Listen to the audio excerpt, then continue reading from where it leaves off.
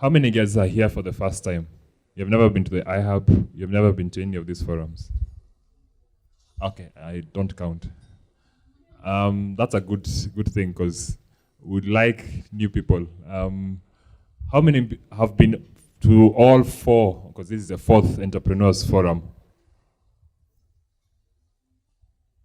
About 5, 6 guys.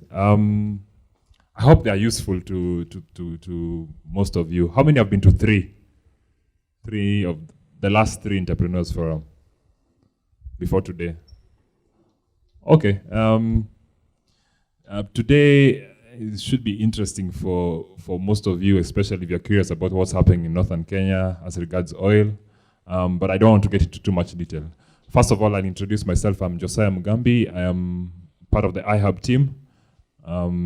The IHub exists to catalyze the technology community in Kenya, grow entrepreneurship and innovation, and that's partly why we partnered with Dr. Ndemo in this forum. It's quite an interesting forum, and personally I've benefited from it, and I trust that you will. So I'd like to hand over the running of this forum to Dr. Ndemo, who will let us know what's in store for us today. Daktari.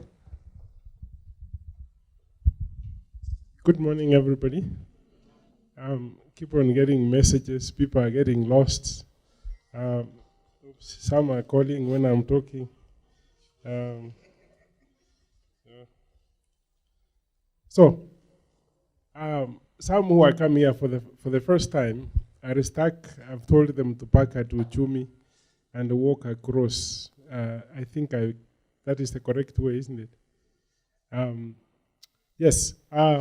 We started informally that we wanted to help Kenyans understand various industries, where they can invest, how we can help create employment.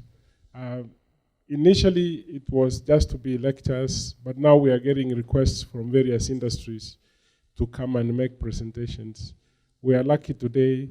We have our brothers here who have been in the oil industry for some time. They want to unpack it, because most of us think that oil is for the big boys. I mean, that's it.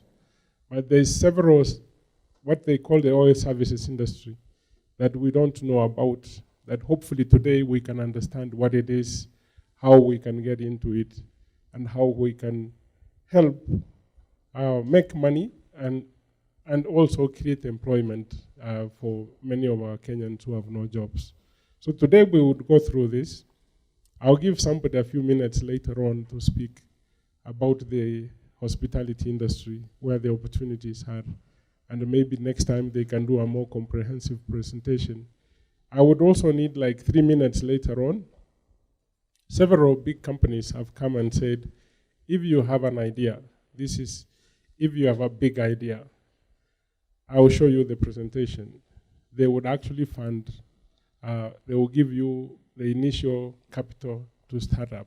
But the idea must be very big, meaning we have to go through several iterations of looking how big that idea is, and then they can provide you with the funding. So I would say that later, towards the end.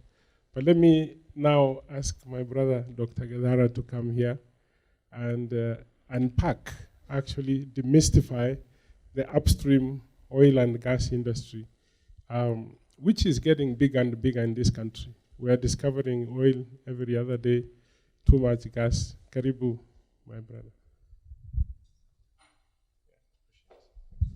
Good morning. I'm Jambo. I see a lot of excited faces because it seems we're going to show you that there might be some oil and gas right here at the IHub, right? Thank you for your audience. Daktari, thank you again. My name is Dr. Gathuru Mburu. I am the managing director of a company called Kipia. We use the slogan Africa Drilling Solutions to talk about what we do.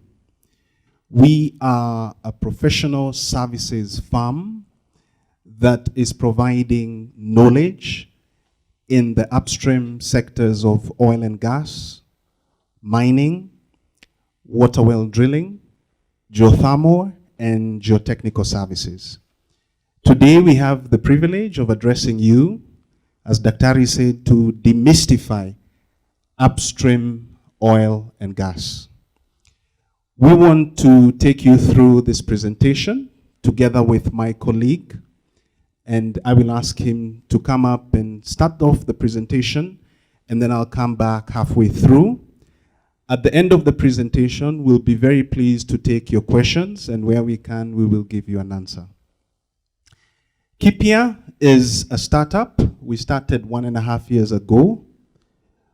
We have 25 technical people, predominantly engineers. We are operating in Kenya, we are operating in Ethiopia, and we are just starting up in Uganda. For us, entrepreneurship, innovation is at the heart of what we do. We also believe that one of our streams, oil and gas, will completely change the face of this country. And we want to show you in the ICT field why you must be involved. But in order to do that, we first need to explain what is oil and gas and the technical side of what it is before we come to how can you be part of it will be explained by Matthew. Matthew Waita is an oil and gas engineer. He has a master's from Aberdeen University. He's one of the beneficiaries of the Talo Group Scholarship Scheme. Matthew has also worked in the oil and gas industry for a number of years, both in this country and regionally, internationally as well.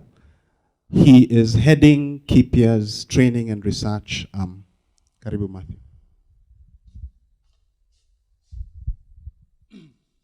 Good morning. My name is Matthew. I will not add anything to the introduction that Dr. Gathuru has done, and I'll get straight into it. So we are here to demystify the oil and gas industry, and the whole point is to give you a very clear idea of what the industry is about, and also to move you away from, let's say, reading about it in the paper to getting involved, right? So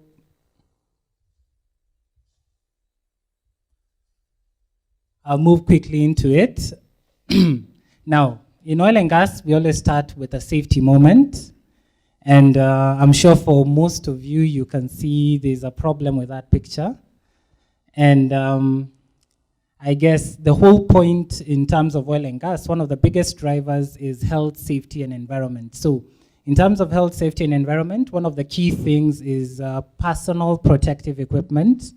And your hard hat is one of the most important personal protective equipments that you can have on site. And as you can see from our subject here, he's not using it correctly, right? For the purpose that it's meant to. So just to get it through to you guys, health and safety is a very big driver in oil and gas, and it will be one of the requirements that you need to keep in mind. So our agenda today is split into 5 topics. I'll go through the first 3. And in terms of the basics of oil and gas, we're looking at what is oil and gas. For the industry value chain, we are looking at what are the different subsectors within the oil and gas industry. And for the oil and gas life cycle, like anything, like any organism, oil and gas has a life cycle from start to end. And then Dr. Gathuru will take over for the upstream ecosystem and also to look at the ICT in upstream oil and gas, right? Great. So the basics of oil and gas. So how is oil and gas formed? And this slide summarizes the process of the formation of oil and gas. And there are 3 main factors that you need to keep in mind: time, temperature, and pressure. And starting at the beginning, so oil and gas is formed from the remains of marine organisms, right? These collect on the sea floor and then are buried sequentially by layers of soil. And then due to the influence of time, pressure, and temperature, you get those marine organisms becoming oil and gas, right? So what you see is over the period of maybe 100 million years, your animal remains are turned into oil and gas, and they're ready to be found by your modern oil and gas exploration companies, right? So oil and gas is actually not found in nice large pools the way you would think of it. It's actually contained within the spaces of the rocks that you find underground.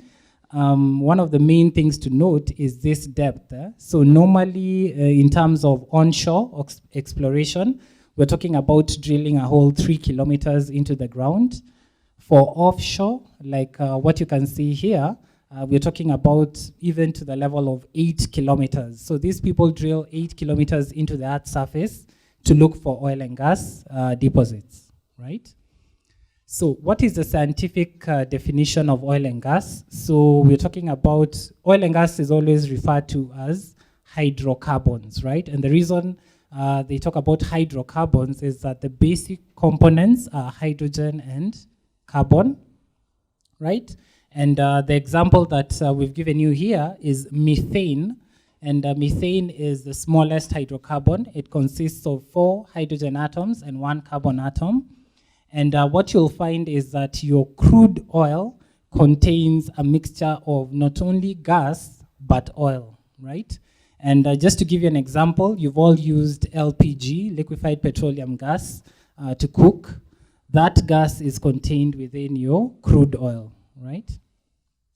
Great. So just to put things into perspective, what role does oil and gas play in world energy consumption? And this is an estimate done by the EIA between 1990 and 2040. And you can see that the world predominantly relies on oil to provide energy, right? So oil leads, followed closely by coal, and then natural gas, right? And then we have your renewables and nuclear energy. Great.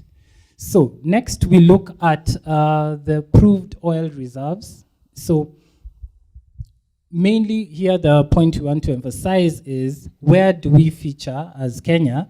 And as you can see, most of the world's oil reserves, the ones which are proved, are concentrated in the Middle East, right? Saudi Arabia, Iran, Iraq, and of course, Venezuela and Canada also come in very strongly there, right? So the issue with proved oil reserves means the oil and gas that we can get to surface and resell, right? So one of the things that we want to emphasize is, in terms of oil and gas, the oil in place, that is the total amount of oil that you have in the ground, you can only get 25 to 50% of it. So proved oil reserves means what you can actually get up to surface and sell, right? So this is a very significant, let's say, definition, the proved oil reserves. Great. So next we look at natural gas. And you can see natural gas has been separated from oil because this is not the gas that you find that is associated to the oil and gas reserves, rather natural gas that you find separately, right? And one of the things that happens is that during the formation of oil and gas, initially what is formed is oil, and then with increasing time and pressure, gas is formed, right? And after gas is formed, if you keep putting in pressure, eventually what you get is carbon, right? So natural gas, you can see Russia leads and plays a huge role in terms of natural gas provision worldwide. Next you have, of course, the Middle East. You have Nigeria coming in very strongly there with less than 200 TCF. And you can see one of this on the left, if you look at the scale, it's in trillion cubic feet. So natural gas is actually measured in terms of volume in trillion cubic feet, right? So where do we feature in terms of East Africa? So we're talking about Kenya. Kenya so far, all the exploration that has been done so far, we have 660 million barrels, right? And just to put that into perspective, for Saudi Arabia, we're talking about billion barrels, but so far we have million barrels, 660 million barrels. For Uganda, they are way ahead of the curve, and they have 2 billion barrels of oil. Tanzania and Mozambique, mostly where they feature is in terms of natural gas. So for Tanzania, it's 100 trillion cubic feet. And for Mozambique, it's 200 trillion cubic feet, right? So, all the headlines about Kenyan oil and gas, this slide sort of emphasizes where the resources are. And one of the things that Dr. Gathuru mentioned in jest is that there's a possibility of finding oil and gas in Nairobi. I want to assure you that that will not be possible. And the main reason is because if you look at the oil and gas blocks, the blocks are areas demarcated for exploration and production. And the oil and gas blocks are all aligned along the sedimentary basins of Kenya. So there are 4 sedimentary basins. One of them along the Rift Valley is the Tertiary Rift Basin, and the Tertiary Rift Basin is where we found all the oil and gas that has been reported so far. There's another rift basin here called the Anza Basin, and then you have your Mandera Basin, and you have the Lamu Basin near the coast, right? So oil and gas is actually found along where the sedimentary basins are. And if you look at the Turkana area, this sort of emphasizes that we have the most famous Ngamia 1, right? This was the first successful well in Kenya, and then all the other discoveries that followed that. And so far, there's quite a lot of exploration going on there by one of the oil and gas exploration companies, and we are yet to see a lot more coming along. Just to also emphasize, there's a lot of exploration going on around the rest of Kenya, right? There's exploration offshore, there's exploration going on in the Magadi area, there's exploration going on near Lake Victoria. So there's a lot of, let's say, prospecting for oil and gas going on all around Kenya along the sedimentary basins, right? So what is the industry value chain? The value chain is all about the different subsectors of the oil and gas industry. And there are 3 main ones. What we're here to talk about is upstream, because in Kenya, traditionally we had midstream and downstream, but upstream is the bit that is about exploration, basically going to find resources, right? The midstream is all about transportation, right? Getting the oil and gas from where you find it. And traditionally, oil and gas has been found in very remote areas, which means it's not near where the customers are. So you have to transport it to where the customers are using midstream. So you use pipelines, you use other different methods, which we'll talk about. And then at downstream, downstream is where now you, as a consumer, interact with oil and gas. And this is what we are mostly familiar with, the petrol stations and all the other different aspects that we come across, right? So what is upstream all about? Now, here are the 2 pictures. One of them is talking about onshore. And by onshore, we are talking about exploration of oil and gas on land, right? Yeah. And for offshore, we are talking about exploration of oil and gas off the coast of Kenya. And another thing I want to emphasize, if you're talking about doing exploration in Lake Turkana, that's also offshore, right? So offshore covers the seas, but it also covers lakes, which are inland, right? So that's basically exploration. In terms of midstream, there are 4 methods of transporting oil and gas. One of them, the main one, the most predominant, is by using very large crudes. So this is how most of the crude in the world is transported. It is loaded onto huge tankers and transported from the main countries which produce oil and gas to the consuming countries like us. Another major one is pipelines. You're all very familiar with pipelines. Fourthly, we can talk about trucks. These are used in some countries to transport crude. And then lastly, we have trains. And again, this is a method which is very predominant in the US. Great. So what is downstream? Downstream is all about refining, right? It's all about getting the crude. And the reason it's called crude oil is because it's a mixture of different components. And at downstream is where the crude is actually split into different fractions which are usable, right? It's split into diesel, it's split into, you know, the petrol that you're using in your car, and all different products that you're using as a consumer, right? So these are some of the oil and gas products. A lot of them are familiar. We have candles, we have, you know, asphalt for your roads, we have CDs, right? Fertilizer. There are a lot of different products that you get downstream, you know, including your plastic bottles. So the downstream industry is actually quite large, and part of it, I'd say the bigger part of it, oil and gas supplies fuel to move us up and down, but also another significant part of it is all these other products that we use. Great. So we look at the life cycle. The life cycle is about what are the stages through which an oil and gas field goes through as you produce it. And this slide summarizes. It summarizes the life cycle. And one thing I want you guys to note is the timing, right? So if you look at year 0 as the license award, the first bit of the oil and gas life cycle is exploration, right?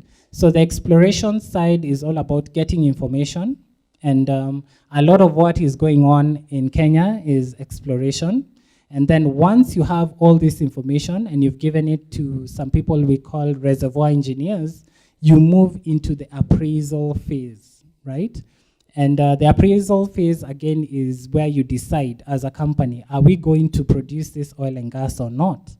And then after the appraisal, that takes 4 to 10 years, you move into development and later into production, right? So what is the first stage of all this exploration that you're talking about? One of the methods used is airborne surveys, and the reason they use airborne surveys is so that they're able to cover very large areas in a short time. And if you remember, we looked at the oil and gas blocks earlier. Some of those blocks are very, very, very large. So the only way to get, let's say, information in a quick way is to use an aerial survey. And the aerial surveys, what they do is that they look at changes in the gravitational pull of the Earth, and then they're able to use that information to create a map of the subsurface, right? Because what you want to do is, you want to create a map the same way you have on surface, but this map you're looking at, 3 kilometers underground, what exactly, how are the layers, how is it split up, right? So once you have your aerial surveys and you've given this information to some reservoir engineers, they decide on targets. So what they do is they identify specific areas which look like they're very prospective. And in these areas, what they do is, the next stage is seismic. So seismic is very similar to the ultrasounds that you're all very familiar with, where a sensor is put on a mother's womb and you're able to see the baby. And in terms of oil and gas, it's the same technology. These guys create sound waves, and those sound waves, when they're reflected, are able to create a map of the subsurface, right? And what, again, you're trying to do is to reduce risk. Because in terms of oil and gas drilling, you're trying to drill a 3-kilometer well to find a target which could be maybe 10 square meters. So you have to reduce that risk by getting as much information as possible. Great. So once you've reduced risk by using SEISMIC, you do exploration drilling. And here, one of the most important things to note is oil and gas is all about interacting with the ground, right? So if somebody tells you they're doing exploration of oil and gas, it would be very good of you to go and see exactly where they are, right? And in terms of exploration and drilling, one of the most important things that we do as engineers is we design a well, and so we use the information gathered previously to predict what are the pressures as we go into the ground, and exactly how will we design this well, right?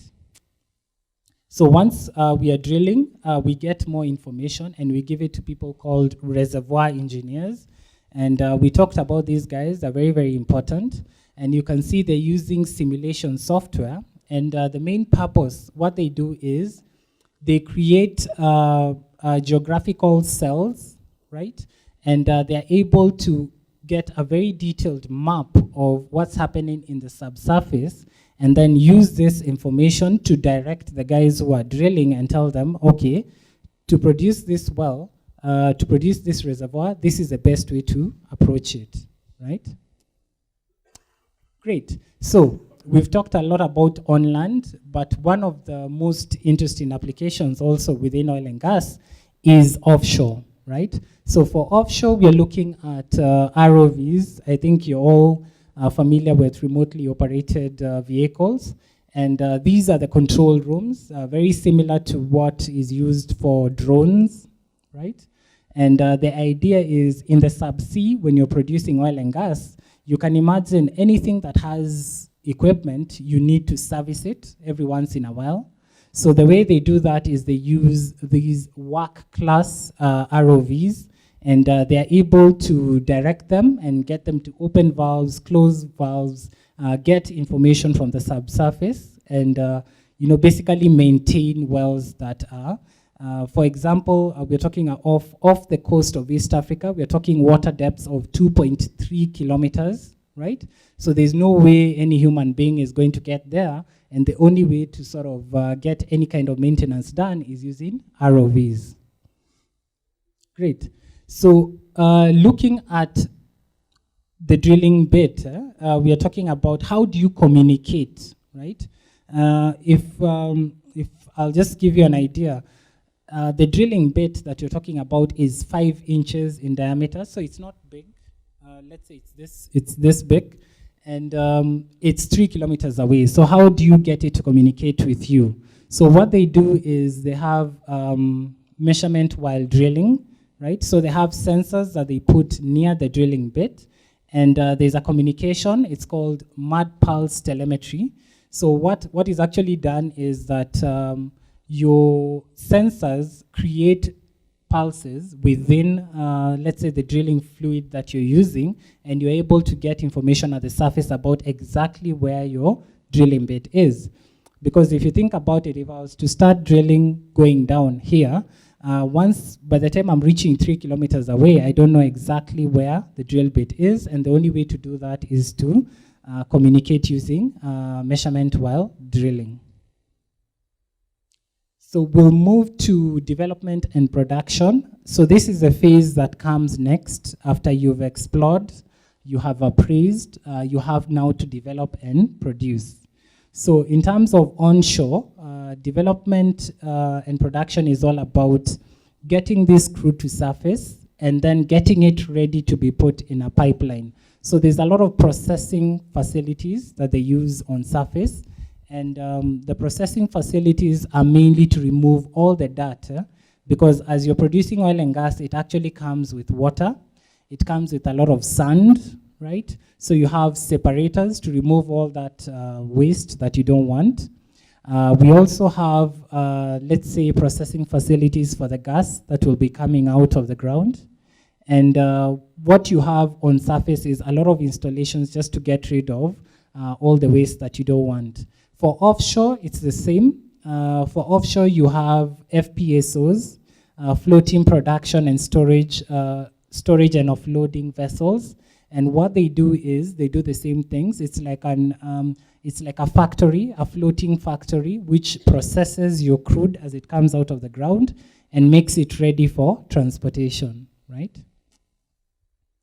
And lastly, once you've produced, you've produced your well for 30 years, you have to decommission. And decommissioning is all about getting the place to the way it was before. This is a picture from the North Sea, but the idea is that once you're done, your responsibility is also to get the place back to the way it was before you came and installed your equipment.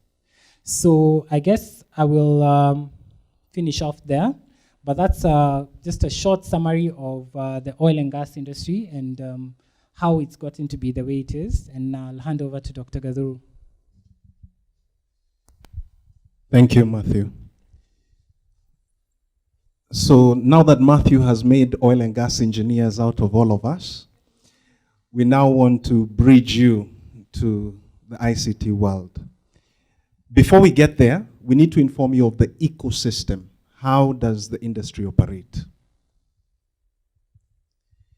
There are frameworks of how we work. We are guided by regulation. These two regulations that are vital for any country, not just Kenya, are the legal regime and the fiscal regime. So there is a document, if you are an operator in oil and gas, called the Production Sharing Contract, the PSC, that one needs to obtain from the government. And within that PSC, there'll be legal articles and articles talking about how will the revenue be shared. Like any business, we have relationships. And very important to understand in oil and gas, what are the relationships between the critical stakeholders. So we have GOK, that's the government of Kenya, who owns the oil and gas, the minerals in the subsurface, on behalf of the people of Kenya.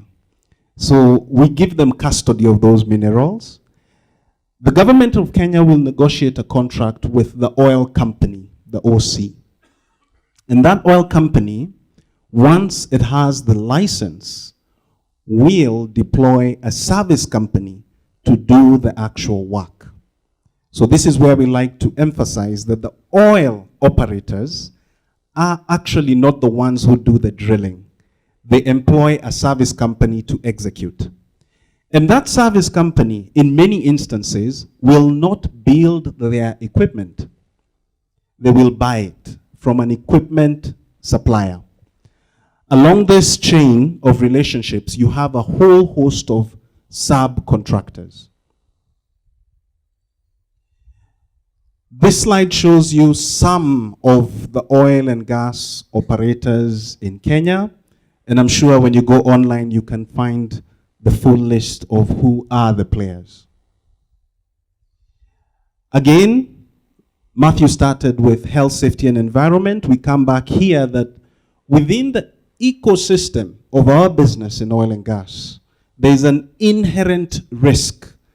Hydrocarbons have the propensity to catch fire. They are a fuel. So in the fire triangle, if you have petrol, and then you introduce a spark or a source, and there's oxygen, there's a high likelihood that you will get a disastrous occurrence. This example is from the Gulf of Mexico, the infamous Macondo well. There are a range of stakeholders, and this is where we ask the rhetorical question, is it the owners of the resource? Is it the government? Is it communities? Who else is involved? One of the operators summarizes it very well on their website, where they say that we all are stakeholders in this process. What we need to realize is, where do we play a role? So, how can you be involved? today. There are business drivers to upstream oil and gas. This slide summarizes the drivers: health and safety, projects being on time and to budget, optimizing the productivity of oil and gas, reducing the costs associated with the extraction of oil and gas, dealing with issues of skills, creation of new businesses for investment, and engaging with the communities. There are technological requirements from the ICT sphere that are needed for each of these issues that affect the oil and gas business. Here we see, in relation to budgets, we need to optimize and increase operational efficiency. In order to do that, information must be available. You must transmit the measurements while drilling for an engineer somewhere to decide what is the next step of that process. And today we will come to see, in that aspect of keeping to time and budget, there are wells being drilled in Kenya that are being monitored in Houston, almost in real time. That's an ICT solution.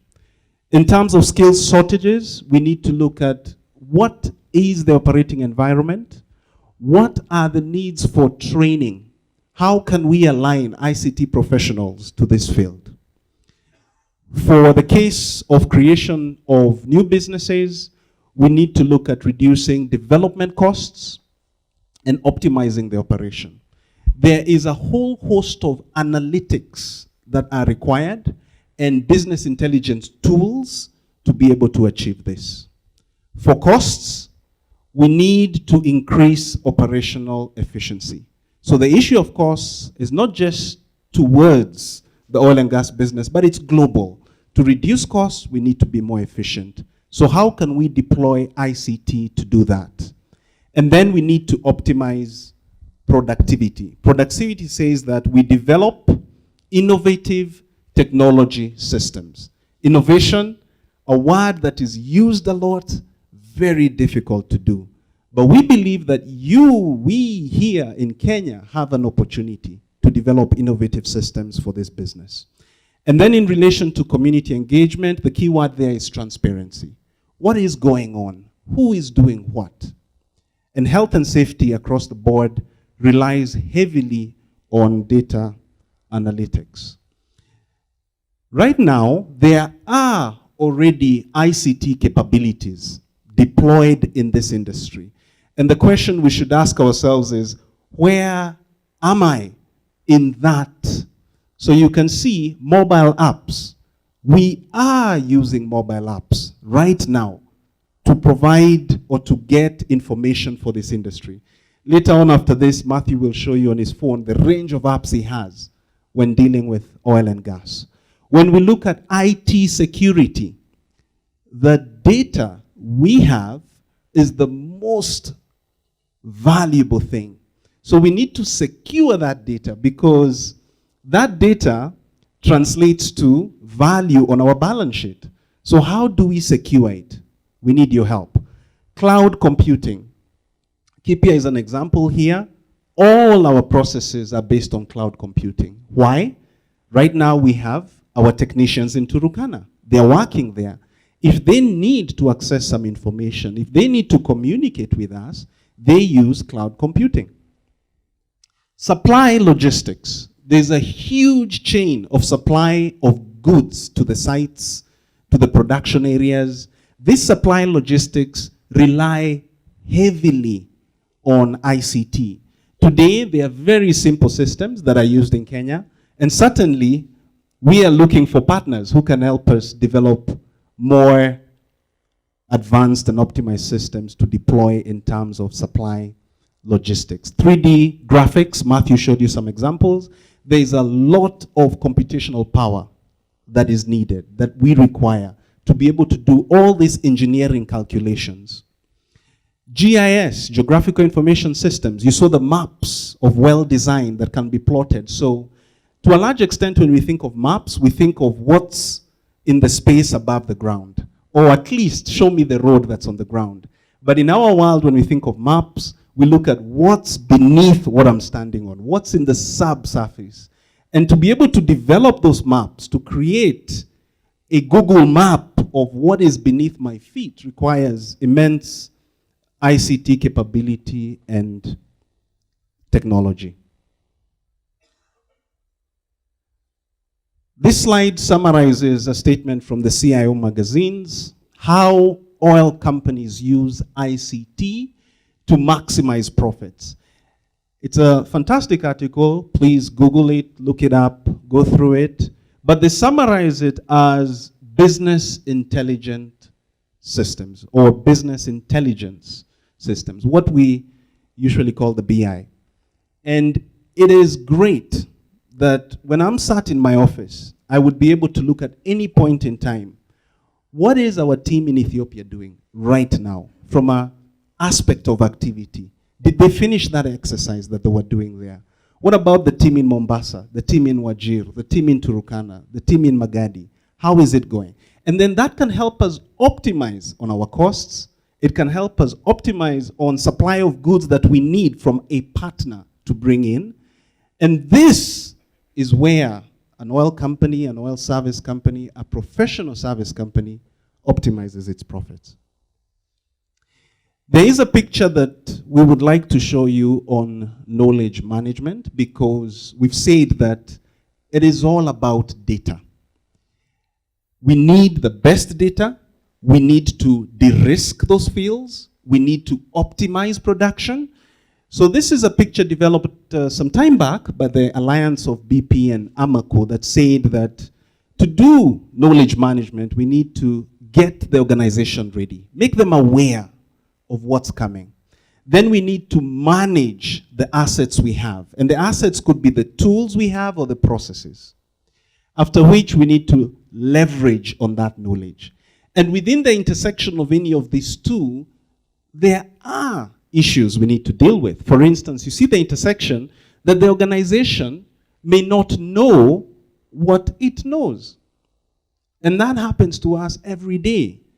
Because my colleague in Turkana may have found something about the process that I in Nairobi am not aware of.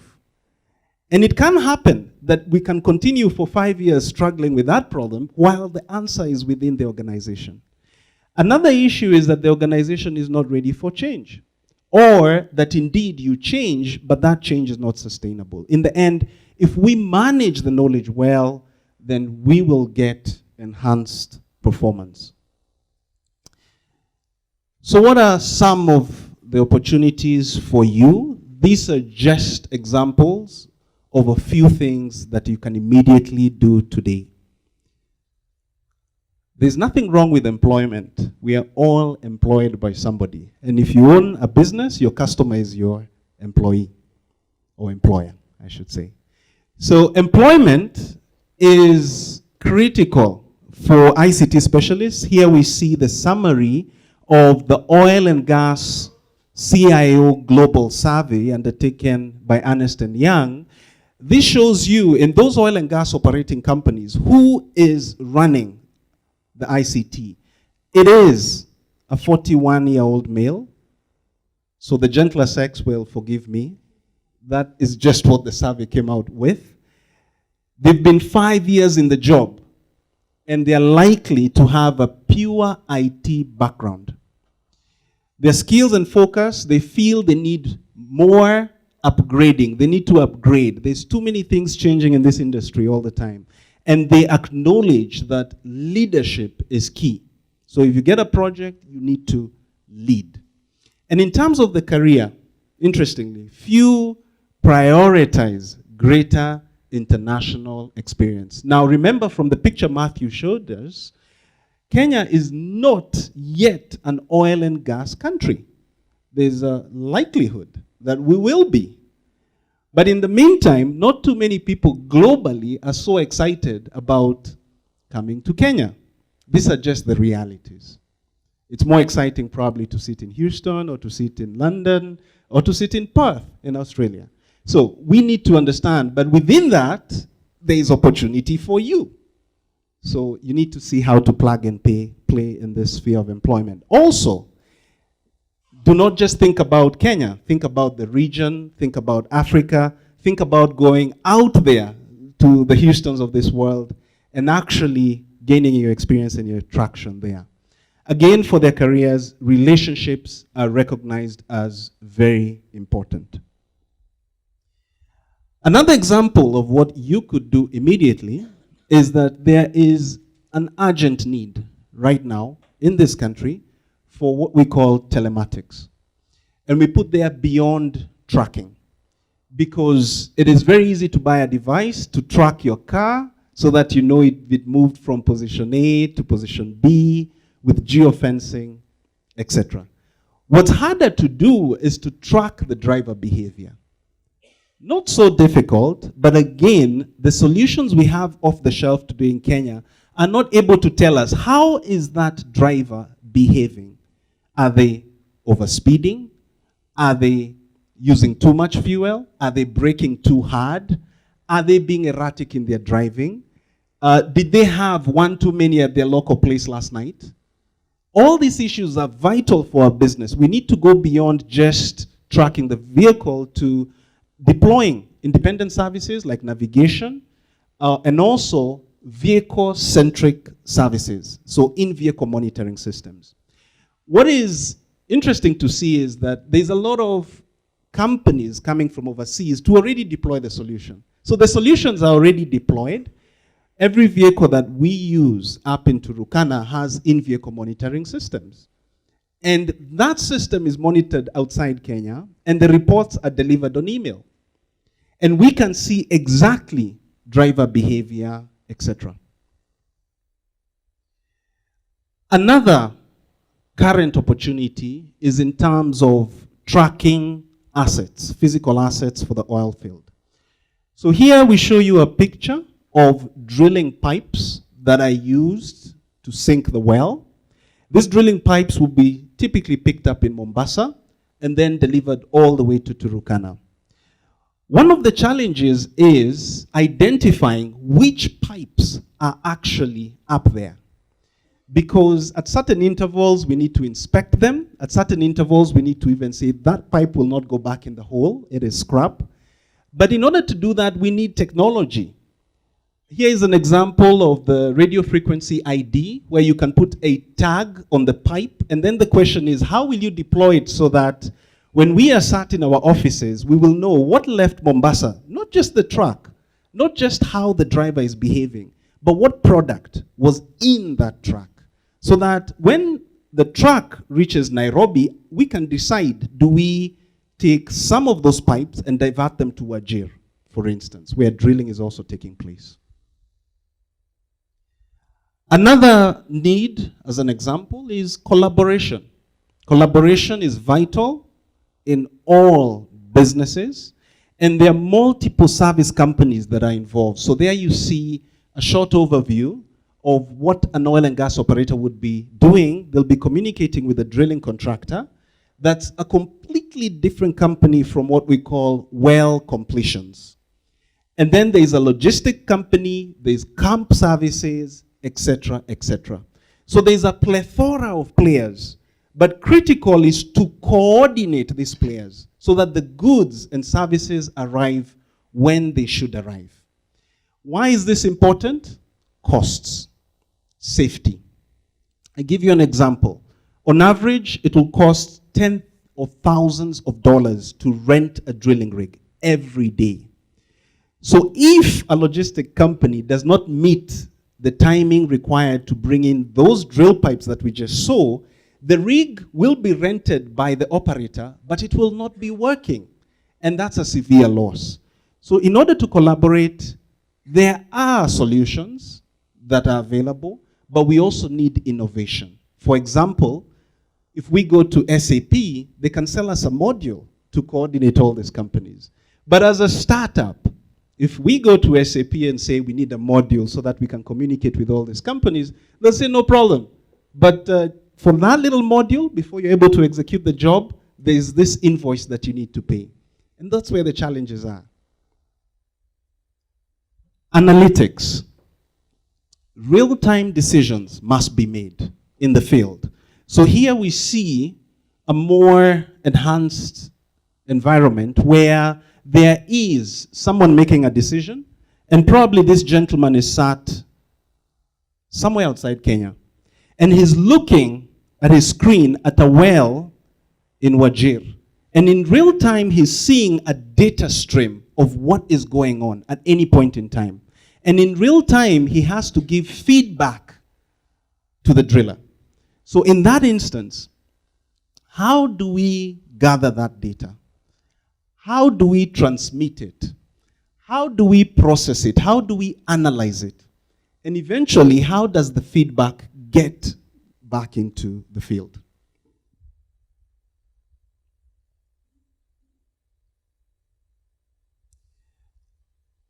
We also need infrastructure.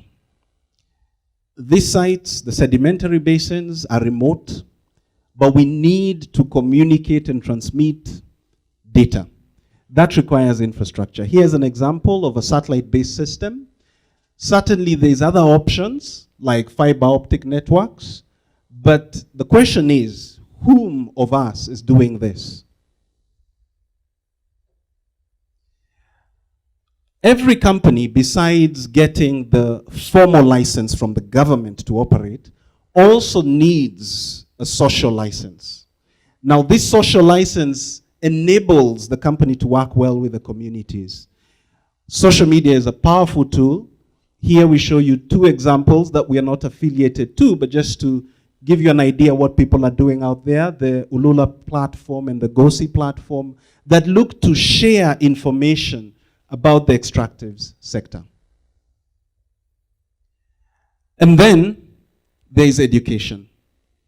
It's a huge scope. One example is gaming within oil and gas. This is one of the more popular, successful games globally, developed by the company Mask, and it's called Quest for Oil. So I'm sure after this you will all be going online and playing this game. So we have IHub, we have iPhone, but we will also have, in not too many years from now, in Kenya, iFields, smart fields, digital oil fields. And the intention here is to optimize the process. And we will have, for instance, a picture like you see there with huge video screens somewhere in this country where we will be able to monitor what is the activity going on, upstream, midstream, and downstream. The question is, where can you start? We've laid, or we've shown some opportunities to you there. And we believe in the spirit of entrepreneurship, in the spirit of IHub, of innovation, of community, of technology. There are opportunities for you. Asanteni sana.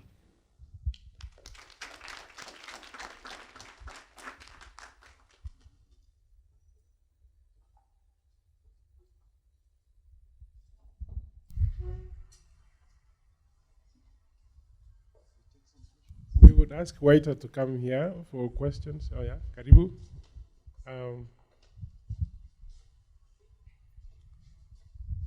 Questions from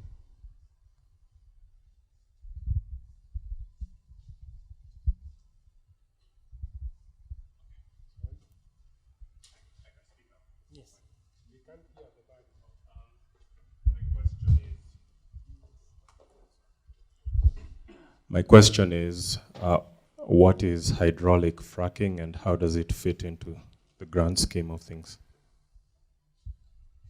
So hydraulic fracking, when we talked about the oil and gas resources, one of the main things to notice is that there are two types of oil and gas resources. One is conventional oil and gas, which is what we have in Kenya.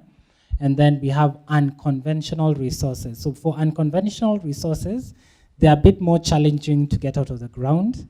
And one of the methods that is used is hydraulic fracking. So hydraulic fracking what they do is they pump huge amounts of water, and the water is mixed in with things called propans.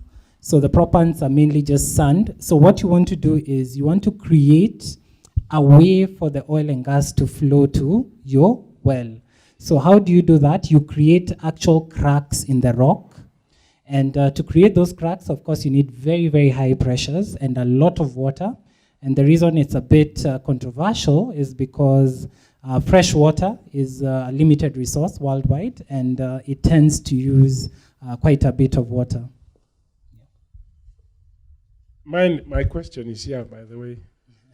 This is where I can understand. You know, the rest is the fracking and other things.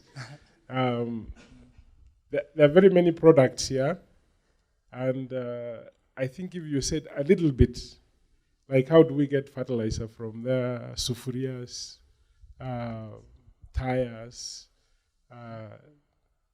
and other things. Great. So what material?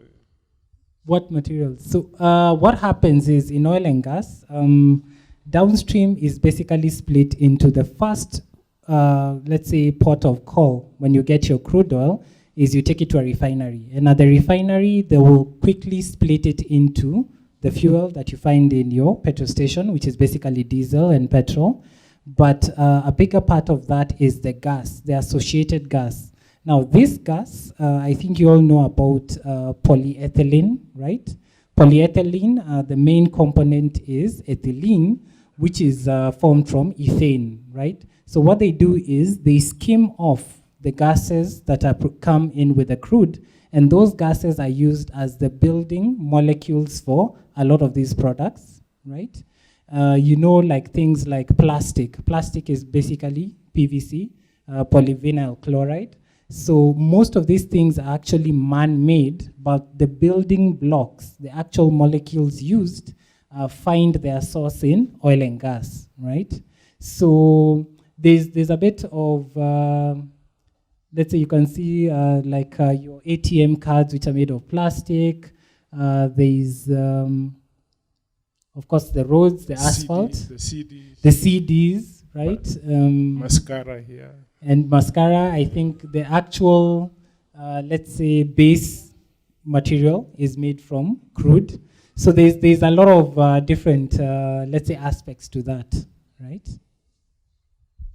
This is a deodorant. I mean, is it the packaging or the deodorant itself? The packaging. Oh, okay. The packaging. And also, I mean, you're all familiar with petroleum jelly, right?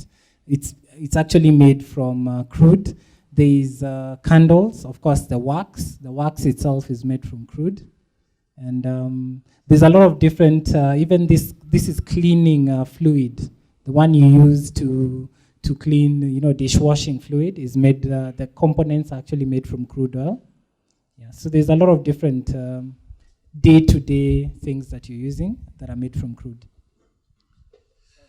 Yeah, thank you very much. Mine, I think, is also a general question. What is the level of Kenyan participation currently? I think you've talked about the opportunity, but before we go there, I want to know who's there and what are they doing.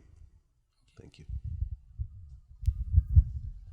There are Kenyan companies involved, and not that many, but I would say it's more than 10. Now, specifically who is involved is the service providers. So when we look at the operator level, so the level of who owns the block, there's only one Kenyan company that has operator block shareholding. That company is the National Oil Corporation of Kenya. So it's actually a government-owned parastatal. But when we come to the service providers, there's a whole range of people providing services, from accommodation, hotel, tents. Another example I can give you is people transport. There are companies today right here in Nairobi that are handling all the personnel logistics from the time the person arrives, the meet and greet service, to the time the person goes to the hotel, to the time they move to the field. There are companies involved in provision of aircraft services, trucking, camp services, and then of course there's the little Kipia that's also involved. Yeah, I think I wanted to also find out, sorry if you don't mind, are we training people? I mean, do we have geologists, engineers, and all the other upstream people that you've just described? Now, I need to be careful because, again, I cannot speak on behalf of the whole country or the government. We don't represent that entity. We can only tell you what we know. What we know is that, yes, training is taking place. Locally, KIPIA is doing a lot of training. We are training both in-house company, where we go and train specific service providers, and we're also doing a generic training for people who want to understand the fundamentals and who else is involved in this value chain once a month in conjunction with the Kenya Chamber of Mines. We know that there is a training levy that is in every production sharing contract, and monies from that levy have been training Kenyans, both from our ministry and our National Oil Corporation. Also, companies like ourselves who are involved in service provision are also not only doing in-house training, but also sending a lot of people abroad to do further specific trainings to be able to operate in this sector. But holistically, there should be much more. We just begin. This industry is in infancy. So we need to see much more training, much more an in-depth understanding of what's going on. What is so difficult about owning a block, you know, since you get all the services from? There is absolutely no difficulty, Daktari, in owning a block. But unfortunately, we are not the right people to guide you. What we can tell you is where to go if you want block ownership. So where you go is the Ministry of Energy and Petroleum. Bwana Chirchir will sit with you and say, okay, what block do you want? Right now, there are 8 available blocks. They have not been advertised. They have not been tendered. But, Daktari, please get ready, because when the tender comes out, we need to be at Bwana Chirchir's office and submit it. So there is a process. There is a laid down process of how to obtain blocks. In the past, a lot of companies obtained blocks because nobody was actually interested in oil and gas in Kenya until 2-3 years ago. So you will find there's a lot of operators who currently own blocks, and that was a strategic decision. The company said Kenya has sedimentary basins, maybe 20 years ago, and there may be a day when these basins are opened up. Let's hold something there and begin to work on it when the time is right. Yeah, my question is, what are the waste products in the oil and gas ecosystem, and what opportunities are there for their disposal? Yeah, thank you. The main waste products. The biggest waste product in oil and gas is water, right? One thing that people don't realize is for every barrel of oil that you produce, there's a ratio of around 3 barrels of water, right? And usually what happens is that as you produce your oil and gas, the amount of water that you're producing keeps on increasing, right?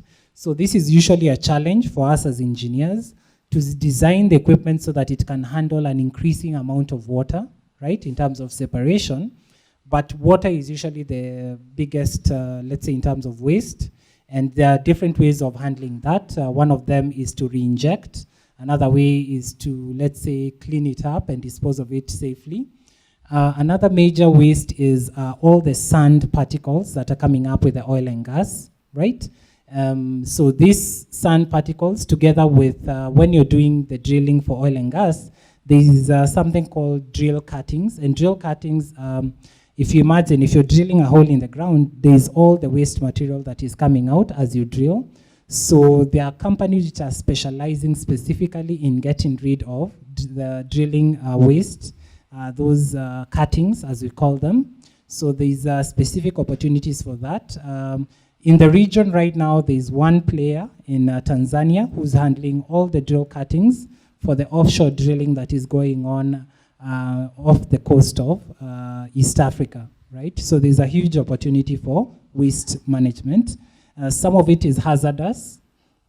One of the interesting things is that there's a lot of natural radioactivity. So as you drill for oil and gas, a lot of the particles that you'll get on surface will have, let's say, will be hazardous, and there are companies who will specialize in getting rid of that.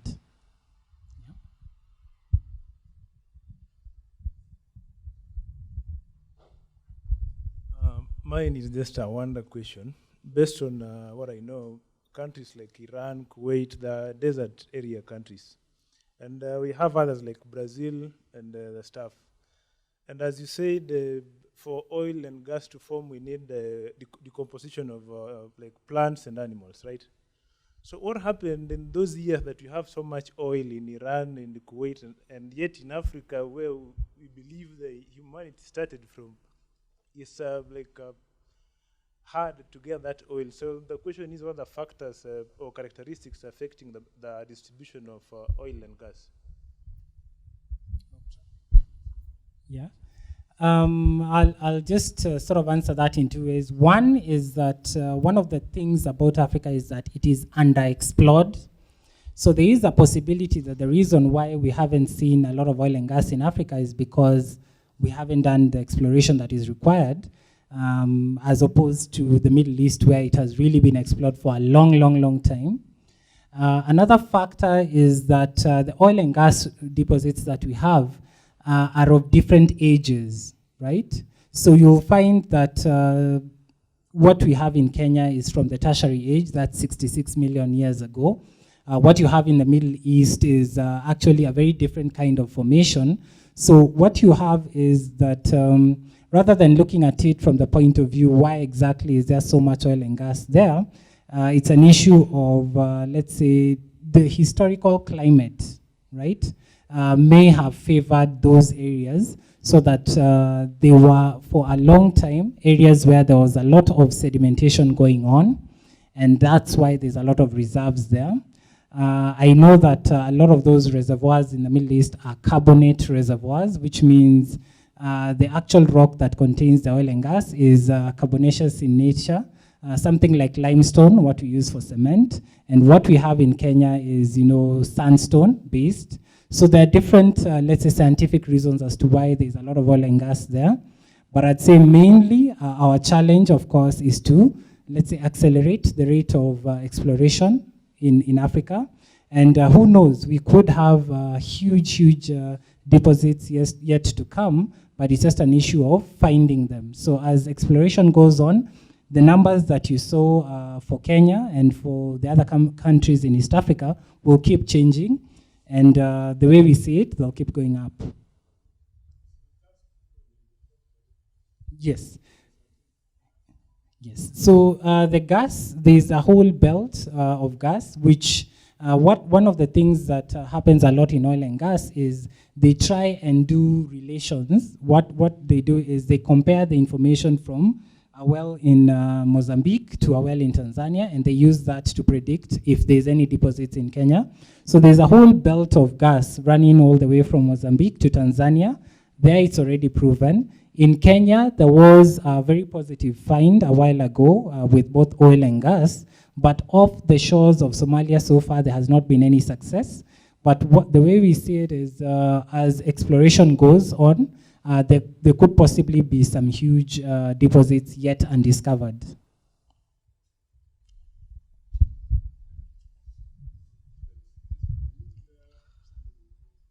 Yeah, mine is, as I was listening to you, most of maybe the opportunities, they are in the formal sector. Does the oil and gas sector has an opportunity for the in non-formal sector? And maybe what can the what does ICT role can it play in bringing the non-formal sector into the oil and gas industry? So a good indicator that oil and gas is a formal sector is I realized only Matthew and myself are wearing blazers this morning. Huh? But it's a very good question, because indeed the biggest employer today in Kenya is the informal sector. The reality is that there needs to be a process. Whether you're a formal, informal, we can debate about that, but if you want to transact business in oil and gas, you need to be in an organization as an individual or as a group of you, where you have processes.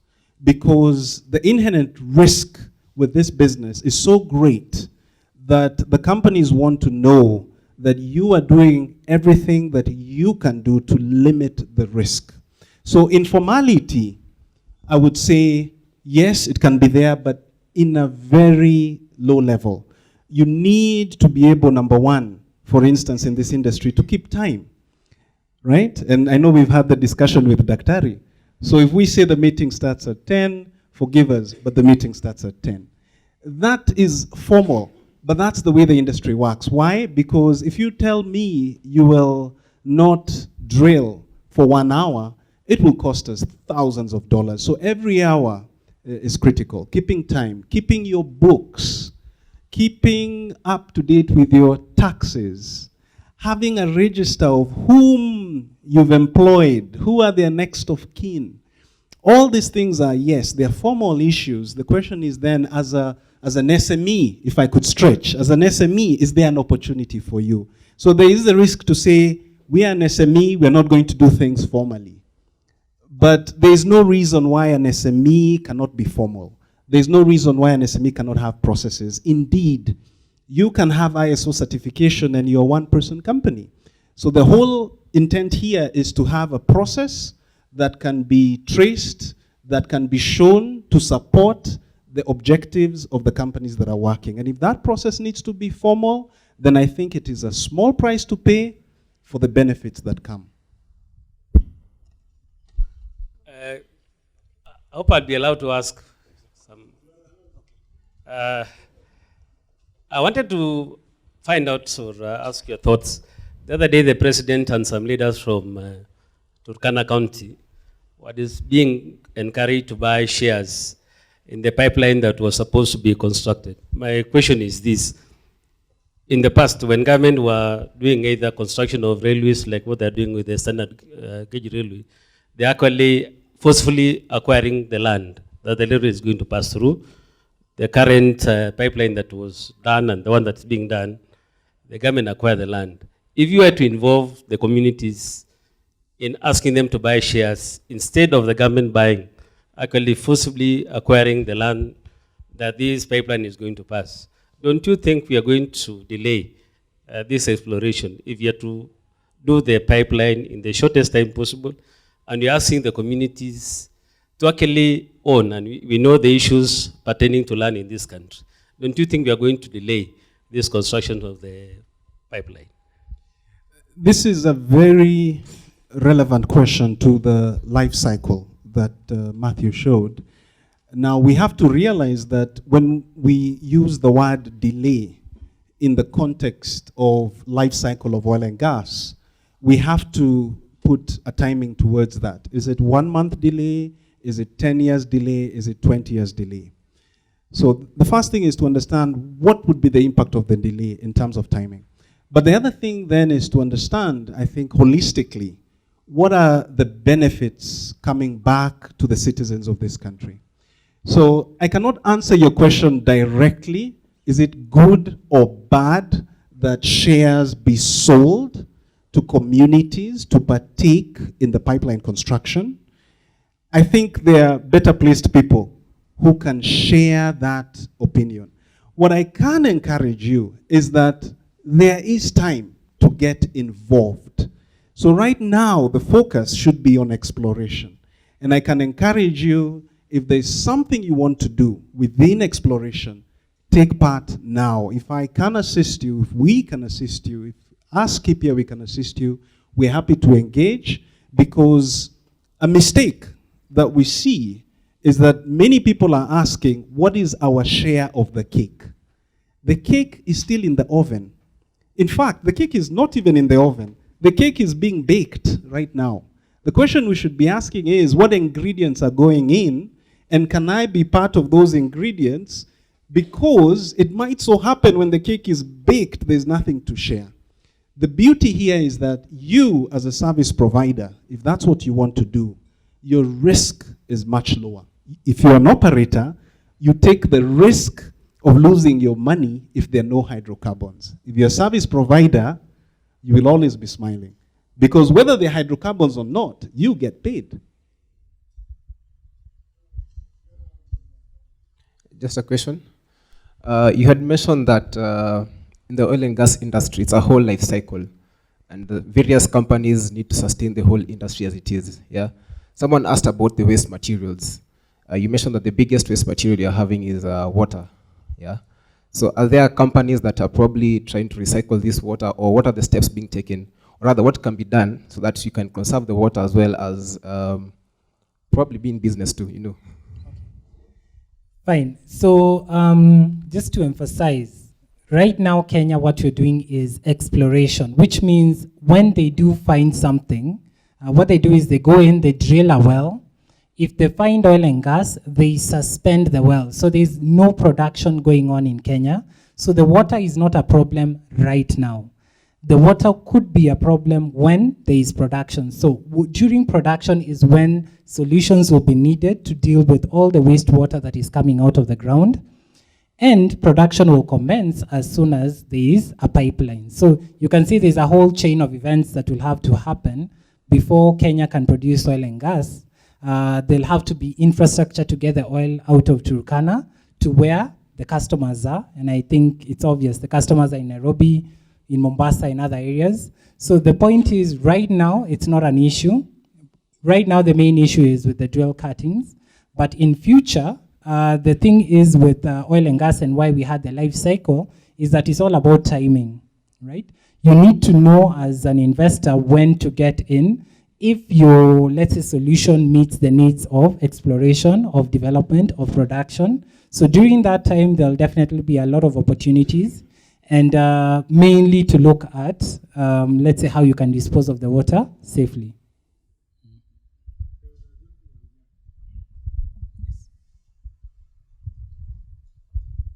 Thank you for the opportunity. My question goes to Matthew. I would like you to talk about the opportunities that are there from that are coming out of the waste that we are getting from the oil and gas products. That is the plastics. Thank you. These were not waste. The waste was water, isn't it? Yeah. But well, he wants to know about the product. Yeah. Yes, the question. After we use the plastics in our homes, we dispose them off. So I'm asking about the opportunities that are there in recycling that plastic that we dispose. Okay. Interesting. Okay, so this is really not anything to do with upstream, because upstream is all about extraction. But in terms of, let's say, getting rid of plastics, I think this is a global issue. And there's been a lot of, let's say, initiatives to try, get rid of paper bags and all sorts of initiatives like that, or get, let's say, paper bags that are, biodegradable.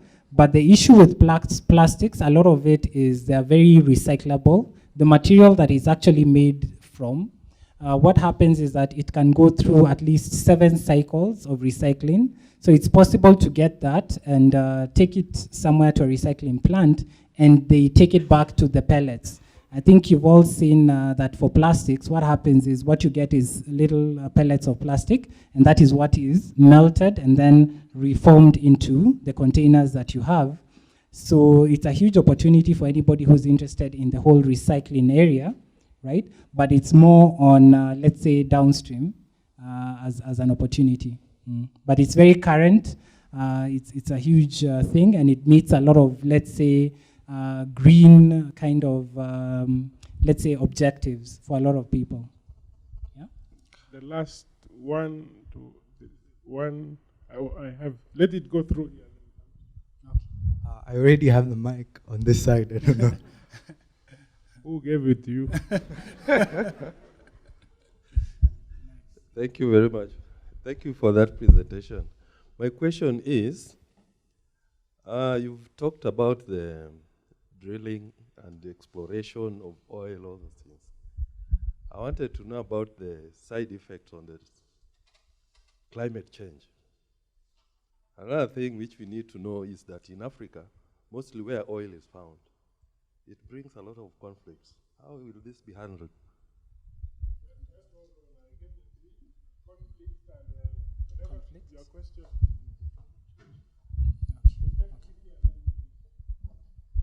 Okay. My question is about to get into any business, you need information. And Mr. Gathuru has talked of some question he can't answer. I was asking if there's a forum where someone like me, I don't know much of oil. No, I'm saying, like when you are asking about those whatever, something, he said he can't answer some of, yeah. I'm asking if there are specific forum, this forum is mostly for IT. I'm asking if there are specific forum where we can get information from all the players, like we can get from Mr. Gathuru, we can get from Ministry of Education, of Ministry of Energy, we can get from many players so we can know exactly where do I need to plug in this whole life cycle of the industry. My question is to build actually on what, I have two questions. One is to build on what he asked. As an SME, yeah, where do I access information about the opportunities that are available? Yeah, and then the other question is the market there available, or is it ready for, let's say for example, the guys who are still in uni, can they pursue courses related to this particular industry, and is the market ready for them? Are you in a position to answer that? Okay, the last question, then we answer all of them.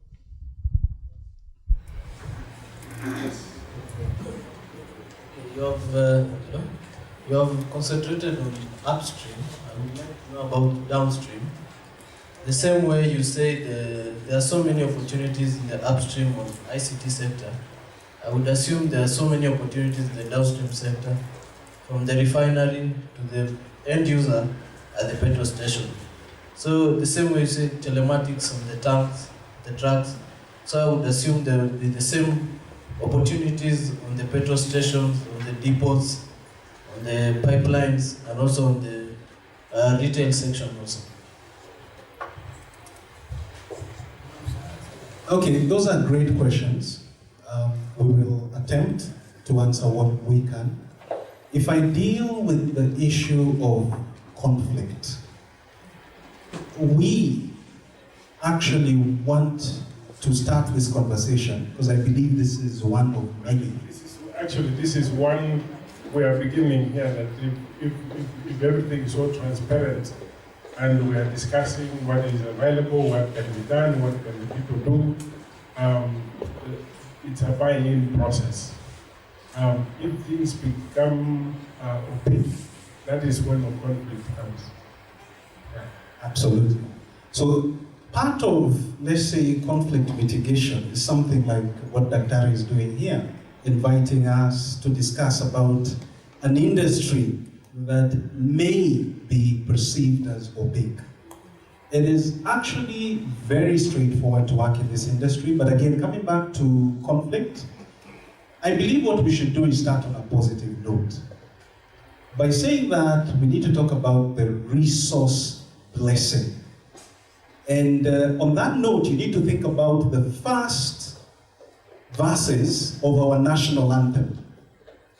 And you know our national anthem, where it is very clear that it's a prayer, and we are reaching out to say, bless our land, yeah, with natural resources. So we need to start from a positive feeling that it's actually a blessing to have oil and gas.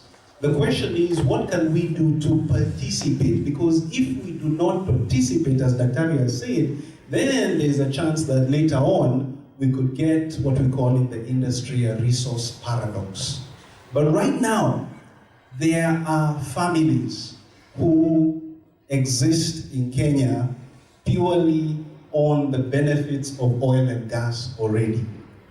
We are 25 employees in Kipia, all 25 have families, and we rely 100% on a resource blessing. So conflict is about being involved. It's about understanding what's coming to us. It's about doing lessons learned. Where was the problem before? How was it solved? But very importantly, it's about information.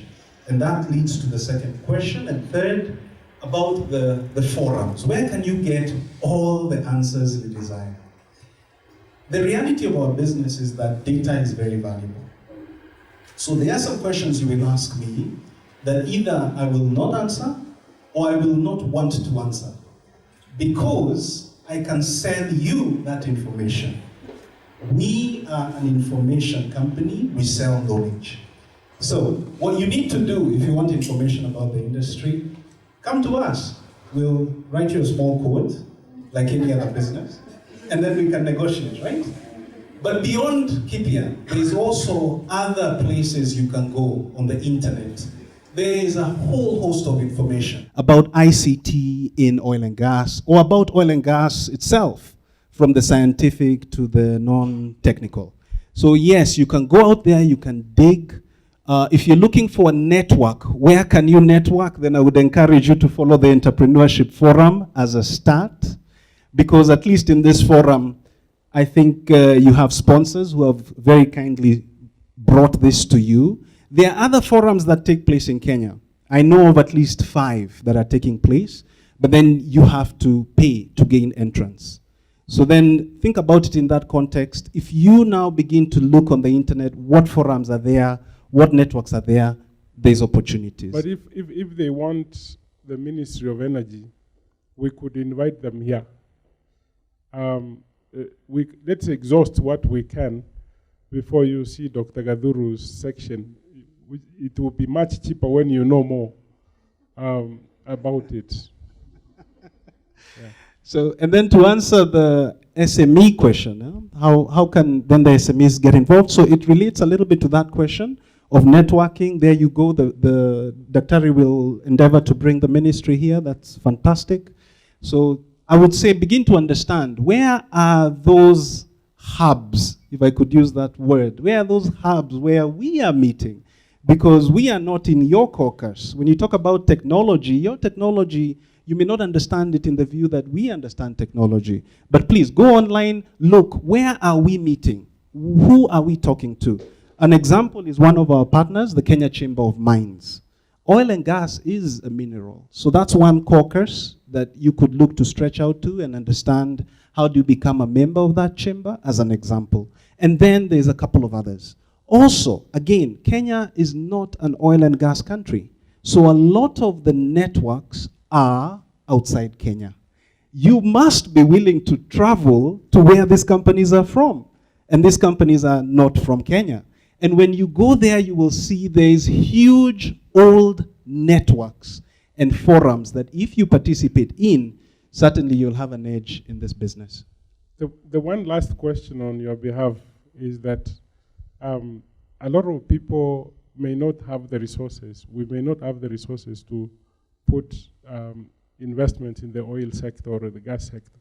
But I could give a little of my money and bring it together so that there's a bigger investment. In fact, somebody has requested if we can get the stock market CMA here to explain how you can aggregate resources so that we can invest in a bigger thing. So we are going to get somebody to do that, and we would look at the possibility of our sponsor to pay you to help us, so such that those who are committed from here to get to the oil industry, we can actually facilitate them from here. Are you willing to? That's a great suggestion. Thank you, Dr. And we must congratulate Dr. because I think when we first spoke, you spotted it immediately, that there's a huge opportunity in resources. We need to now network and link and connect. So, asante sana. Thank you so much. And we clap for them. Okay. Thank you. Thanks. Thank you. We would have a very brief presentation by 2 techies. This one is Kelly. Kelly has been a serial entrepreneur over 7 years in the tech and hospitality. She's going to say a few things, and then later we can allow her to make a formal presentation, and then we have another person from Google. Then we would wrap it up. 5 minutes. Good morning, everyone. Good afternoon. Time flies. My name is Kelly Murungi. I am a serial entrepreneur, and up to a month ago, I was the founding CEO of Mburu Hotels. This is a chain of business hotels with 2 properties in Nairobi and a property coming up in Kisumu and Nakuru and 10 others around the country in the next couple of years. I also am in finance. I was a founding CEO, Open Capital Advisors. I am in tech, interest in farming, and I'm a mother. Now, why am I here? I think we had a conversation with Tim, who's a friend of Daktari, and we discussed opportunities for tech and tech entrepreneurship in the hospitality sector. Because as we all know, we know the big hotels, the Sankaras, Serena, Sarova, etc., and clearly out of reach for most of the young people. But there are a lot of other smaller hotels, like what we have at Mburu Hotels, which is the 40 to 80 room range. And I'm sure you can all think of a couple of those in your neighborhood. In the last 6 or 7 years, we've seen growth from about 10 small hotels in Nairobi to over 100 in Nairobi. We are looking to go countrywide, and we know a couple of other investors that are looking at developing hotels in every county. And one of the things that we encountered when we got into the market is basically there was no IT solution for us that was developed in Kenya, that was customized for a Kenyan business, that was SME friendly, and that was integrated. And so we ended up spending about 4 million bob for a system. We had invested 80 million bob in a hotel to build it from ground up, from buying the property, and it cost us 4 million to buy a system to operate that hotel. Sounds crazy, right? And of course, this money we paid to an organization that's from Europe that services the bigger hotels. And when we expanded to our second hotel, it was about 5 years later, we spent almost 6 million bob for the same. And we've kept paying, and we pay them for support about 200, 300,000 bob a year. And so for me, as an entrepreneur and as a young person, I keep thinking there has to be a cheaper way to do this, because what's in a system? What's in a hotel management system?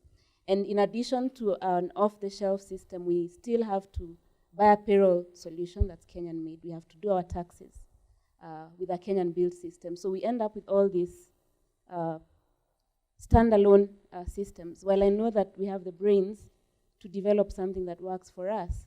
And then to take it a step further, a lot of these systems are built with hoteliers in mind. I am not a hotelier, I am an accountant, CPA, and most of the other people who are doing this business in Kenya are not hoteliers. So we end up with systems that are not working for us, and we are paying a lot of money for them. So let me not talk too much, but if I get the opportunity, I'll be presenting about opportunities in the hospitality sector, where a startup tech entrepreneur can get in and what they can develop for us. But in addition to that, I will be talking about how as a young person you can build your business and you can get what we call old money to be interested in your business and for them to take you seriously. Because a lot of us, I think someone hinted about making your business formal. We don't know how to do that. We are technical people, your finance, your IT, and you don't know how the business world works. So I hope that I'll be able to share my experience with you, at least for the last 8 years, as a relatively young person, and I hope that you'll be able to relate with it. Thank you very much. How old is a relatively young person? So next would be Watsanai from Google with a lot of money. If you have ideas, karibu Watsanai. Asante sana. Hello, good afternoon. My name is Wadzanai Chiota Madziwa. I work for Google. At Google, I lead the business development efforts across sub-Saharan Africa. So why am I here today?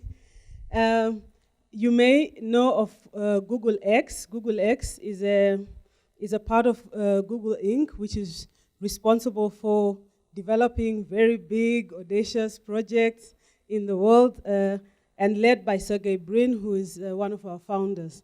Now, Google X, for those who don't know much about it, has produced some projects, including Project Loon, of taking Wi-Fi and internet to remote areas that are not served by mainstream service providers today. We have Google Glass coming out of Google X. We have the Google Contact Lens, and so on, and maybe even the driverless car, and so on and so forth. So over the last few years, Google X has also set up an initiative where we are innovating with the global community. So we have this initiative called Solve for X, and this week, our VP for Solve for X was in Kenya, where we did the very first Solve for X event in Africa. And basically what we are trying to do is to get innovators across multiple sectors, education, governance, health, agriculture, oil and gas, etc., to be able to come up with very big projects that we can support or work together as a global community to solve. So the way Google X generally works, or Solve for X, that initiative, how it generally works is you come up with a huge innovation, or you identify a huge problem that you want to solve. Then you think about radical solutions that could be used to solve it. And then together we work on the technology side. So Google X focuses largely on the hardware rather than the software. So the software is complementary, but hardware is the main point of focus. So for those who do have these incredibly large ideas that can impact millions or billions of people, you're welcome to share your ideas with us. And all you need to do is go to the Solve for X website, which is solveforx.com. And there you can share your idea or pitch your idea, and then the Google Solve for X team would reach out to you. Thank you very much.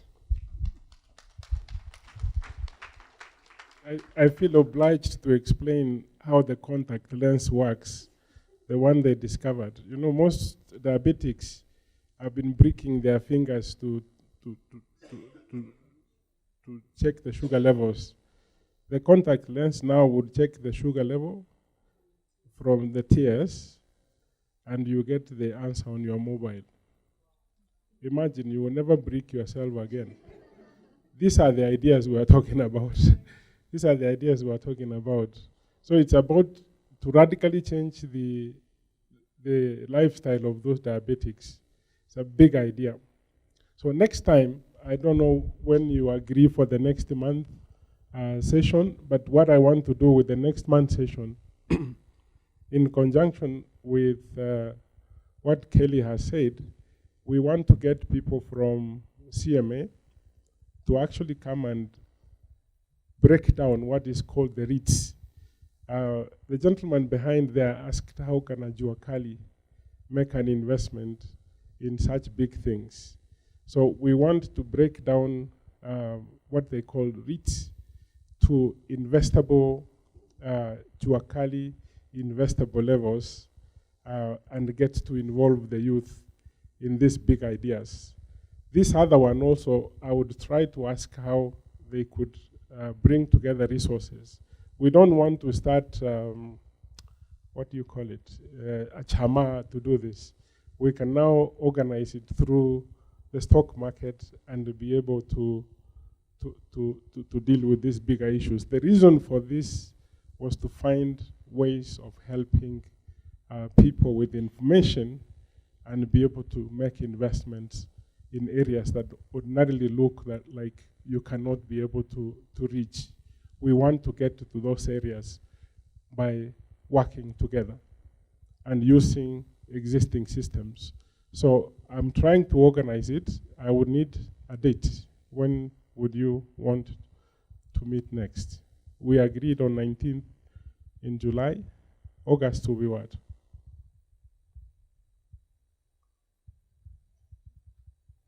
You want us to dictate? We would send it from Google, from IHub. Any question? Last question from here, from the previous presentations. Yeah. You look like you need lunch, so yeah. Okay. I have a question about Madam from Google.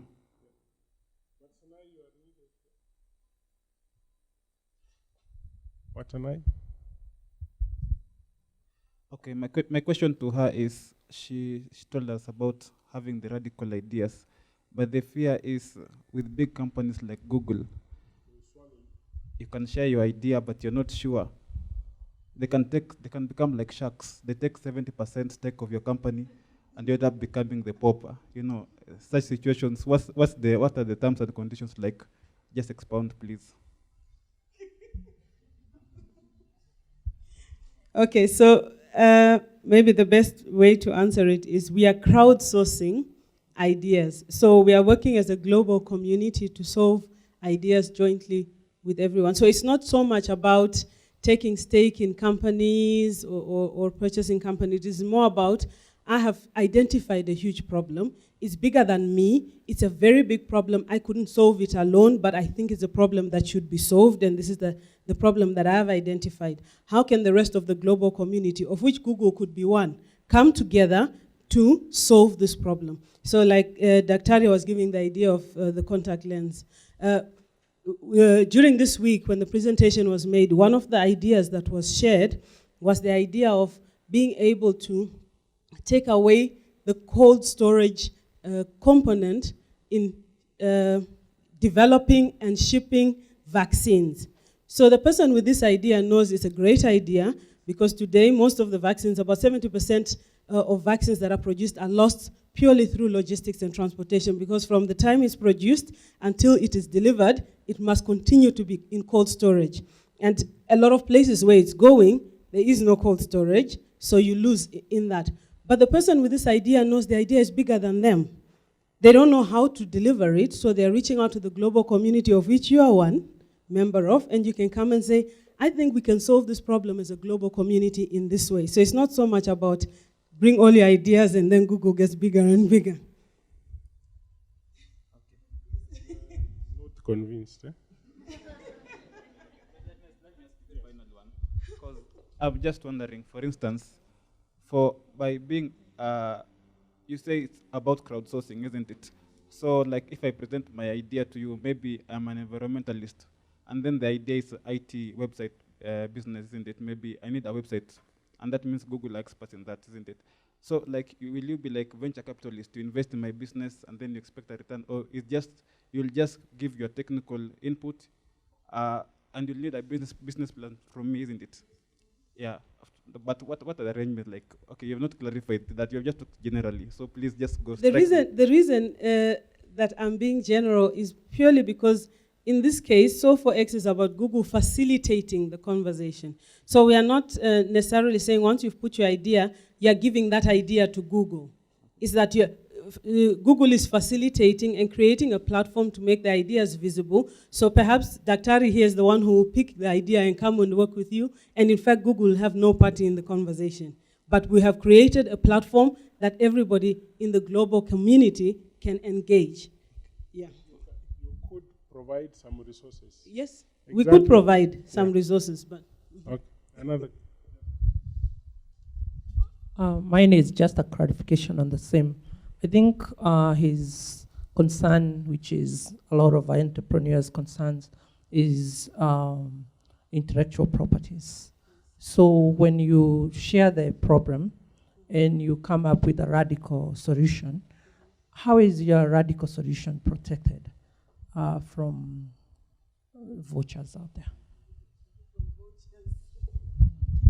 The moment he said vouchers, I needed to leave this stage. No, I'm kidding. Okay, so the reason why people are today engaging in with So4X is what they have is the huge problem. They don't necessarily have the radical solution. So you're starting from there. So I come and say, in the example that I gave, this researcher, in fact, and physicist came and said, this problem of vaccines is a huge problem that I think. And the reason she thought of this huge problem of vaccines is because she experienced it when she was having her first child. So she said, this is the huge problem that I have seen, exactly. So that's all she had. The radical solution, she has depended on the global community to help her develop that radical solution. If she has the resources, she can go away and build that solution using whatever the resources. If she doesn't, the global community is still going to come and help her, and someone will find a way to actualize. So the mindset that people are coming to solve for X with is, as a global community, we have very complex problems that we need to solve. As an individual, I may not solve it. I'm not even thinking about it from the point of view of a for-profit perspective. So it's different from an entrepreneur, right? An entrepreneur is building his business, and therefore intellectual property is important. So for X is about saying, we just have very big complex problems that we need to solve. And based on the knowledge that we have big complex problems that we need to solve, I have identified one who is willing to solve it. At the point that I don't care how much it's going to cost that person and what they will make from it, my satisfaction comes from the fact that that problem has been solved.